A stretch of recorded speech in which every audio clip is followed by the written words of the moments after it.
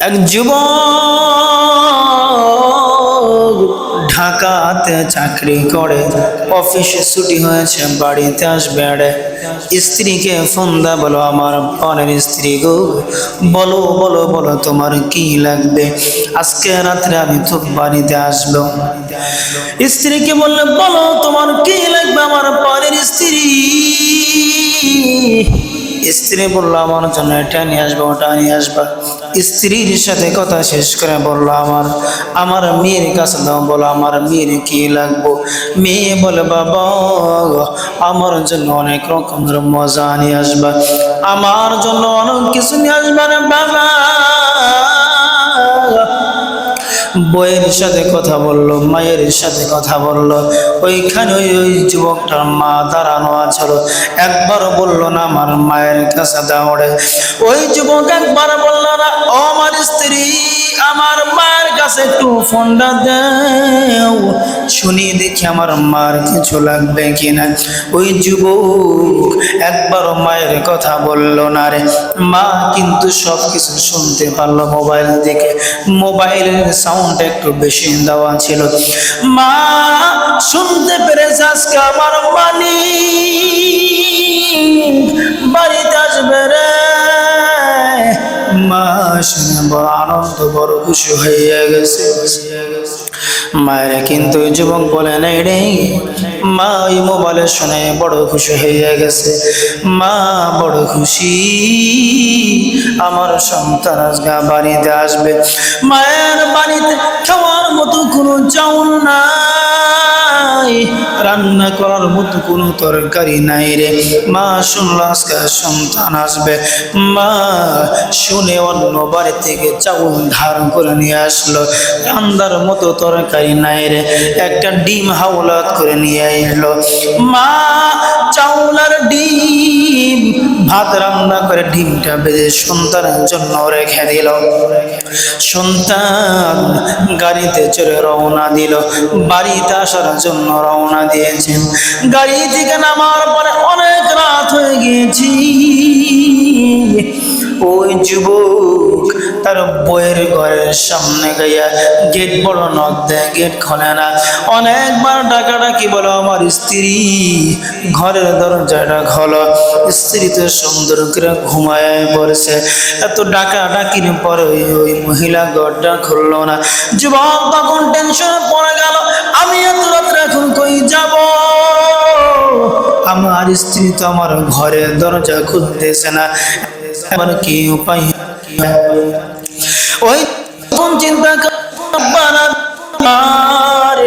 দেখি আমার ঘরের দরজা খোলে নাকি। যুবক যখন মায়ের ঘরের দরজা গিয়ে ডাক দিছে, ও মা ঘুমাইছো? মা সন্তান রে ডাক দিয়ে বলে, এ বাবা আমি ঘুমাই না, ও বাবা আমি ঘুমাই নাই রে বাবা, আমি ঘুমাই নাই। আমি তোর এই মা ডাক্তার শোনার জন্য আমি কত জীবন কষ্ট করলাম রে। ও বাবা তুমি যখন তোমার বউয়ের সাথে কথা বললা, তোমার মেয়ের সাথে কথা বললা, আমি তোর মা ওখানেই দাঁড়ানো ছিলাম। আমি চিন্তা করলাম আমার সন্তান মনে হয় একবার আমার সাথে কথা বলবে। ও বাবা তুমি একবার আমার কথা বললি না রে বাবা। এ বাবা আমার খাওয়ার মতো চাউল নাই রে, তরকারি নাই, তুমি আসবে বলে শুনে আমি অন্য বাড়ি থেকে আমি চাউল ধার করে নে ভাত রান্না করেছি, একটা ডিম ভেজে রাখছি রে বাবা তোমার জন্য রে বাবা। এ বাবা আমি তো টাকাও চাই না, বাড়িও চাই না, গাড়িও চাই না রে বাবা। আরে বাবা আমি তোমার কিছুই চাই না রে বাবা, আমার বলে মায়ের দোয়া লাও হে মুমিন, মায়ের দোয়া লাও, মায়ের দোয়া লাও হে মুমিন, মায়ের দোয়া লাও, মায়ের দোয়া লাও হে মুমিন, মায়ের দোয়া লাও, মায়ের দোয়া লাও হে মুমিন, মায়ের দোয়া লাও। বিপদে পড়বে না তুমি যখন যেথায় যাও, বিপদে পড়বে না তুমি যখন যেথায় যাও। মায়ের দোয়া লও হে মুমিন, মায়ের দোয়া লও, মায়ের দোয়া লও হে মুমিন, মায়ের দোয়া লও। মা যখন দোয়া করেন পৌঁছে যায় আরশ পড়ে,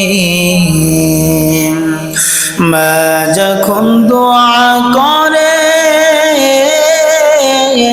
পৌঁছে যায় আরশ পড়ে,